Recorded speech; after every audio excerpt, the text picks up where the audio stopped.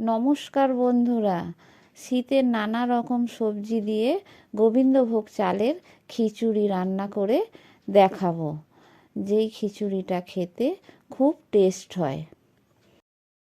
খিচুড়ি বানানোর জন্য শীতকালে নানা রকম সবজি দিয়ে নিয়ে নিয়েছি গোবিন্দভোগ চাল, আর নিয়ে নিয়েছি মুগের ডাল। সব রকম সবজি আমি কেটে ধুয়ে রেখে দিয়েছি। ফুলকপি, গাজর, কুমড়ো আর শিম, আর নিয়ে নিয়েছি বেশ কিছুটা মটরশুঁটি ছাড়িয়ে রেখে দিয়েছি, আর আলু ছোট ছোট করে কেটে রেখেছি। কিছুটা আদা নিয়ে নিয়েছি, কাঁচা লঙ্কা চিড়ে রেখে দিয়েছি, আর নিয়ে নিয়েছি গোটা শুকনো লঙ্কা, গোটা জিরে আর গোটা ধনে। গোটা মশলাগুলো আমি সব মিক্সিতে দিয়ে খুব ভালো করে পেস্ট করে নেব। মিক্সিতে দিয়ে পেস্ট করে নিয়ে রেখে দিয়েছি। এবার আমি মুগের ডালটা কড়াইয়ে দিয়ে দিয়েছি, দিয়ে খুব ভালো করে ভেজে নেব। মুগ ডালের ভাজার একটা খুব সুন্দর সেন্ট উঠবে, তারপরেই আমি নামিয়ে নিয়েছি। মুগ ডাল নামিয়ে রেখে দিয়েছি। কড়াইয়ে বেশ কিছুটা সাদা তেল দিয়ে দিয়েছি, তেল গরম হয়ে গেছে। এবার সব রকম সবজি আমি একটা একটা করে ভেজে তুলে নেব। প্রথমেই আমি আলু দিয়ে দিয়েছি, আলুতে নুন হলুদ দিয়ে দিয়েছি, দিয়ে খুব ভালো করে ভেজে নেব। আলু ভাজা ভাজা হয়ে গেছে, এবার আমি নামিয়ে রেখে দেব। আলু ভেজে নামিয়ে নিচ্ছি। আলু নামানো হয়ে গেছে। এইবার আমি এই তেলের মধ্যে দিয়ে দিলাম ফুলকপি।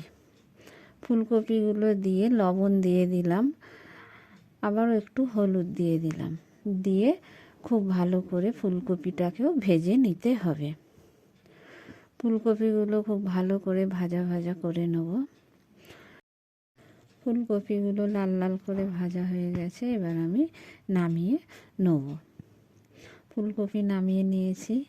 এবার আমি দিয়ে দিলাম কুচনো গাজর আর শিমগুলো দিয়ে দেবো, দিয়ে শিম গাজরও খুব ভালো করে ভেজে নেব। গাজর আর শিম ভাজা হয়ে গেছে, নামিয়ে নিয়েছি। এবার কেটে রাখা কুমড়োগুলো দিয়ে দিয়েছি। কুমড়োগুলো ভালো করে ভেজে নেব। লবণ দিয়ে দিলাম, দিয়ে খুন্তি দিয়ে ভালো করে নেড়ে চেড়ে কুমড়োটাও ভেজে নেব। কুমড়ো ভাজা হয়ে গেছে, এবার আমি কুমড়োটাকেও নামিয়ে নেব। কুমড়ো নামিয়ে নিয়েছি।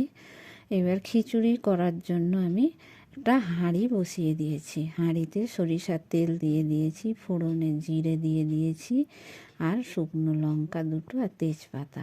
ফোড়নটা খুব ভালো করে ভেজে নিয়েছি। নিয়ে আমি এবার জল ঢেলে দেব।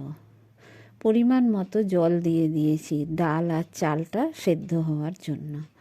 এবার ডালটা ভেজে রেখে দিয়েছিলাম, ডালটা ভালো করে জল দিয়ে ধুয়ে নেব।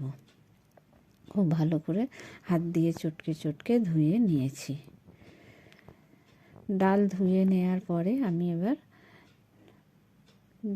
ডাল ধোয়া হয়ে গেছে, এবার আমি দেখব জলটা গরম হয়েছে কিনা। জলটা খুব ভালোভাবে গরম হয়ে গেছে।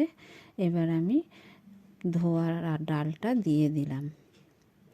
ডাল দিয়ে দিয়েছি। এবারে আমি দিয়ে দেব লবণ। পরিমাণ মতো লবণ দিয়ে দিলাম, চেরা কাঁচা লঙ্কা দিয়ে দিলাম, আর হলুদ দিয়ে দিয়েছি। দিয়ে হাতায় করে খুব ভালো করে নেড়ে চেড়ে নেব।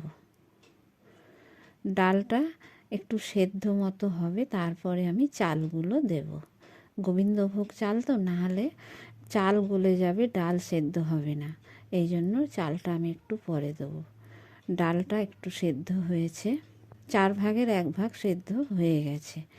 এবার আমি গোবিন্দভোগ চালটা ধুয়ে রেখেছিলাম, এবার হাঁড়িতে দিয়ে দেব। ডাল আর চাল দিয়ে দিয়েছি, দিয়ে খুব ভালো করে হাতায় দিয়ে নেড়ে দিয়েছি। ডাল আর চাল ফুটছে, এবার বেশ খানিকটা সেদ্ধ হয়ে গেছে। এবার আমি দিয়ে দিলাম কেটে রাখা টমেটো একটা, আর কড়াইশুঁটিগুলো দিয়ে দিয়েছি। দিয়ে ভালো করে নাড়াচাড়া করতে হবে। এবার ডাল আর চাল সেদ্ধ হয়ে গেছে। এবার আমি দিয়ে দিচ্ছি আবার একটু লবণ, দিয়ে আবারও হাতায় করে নাড়াচাড়া করে নেব।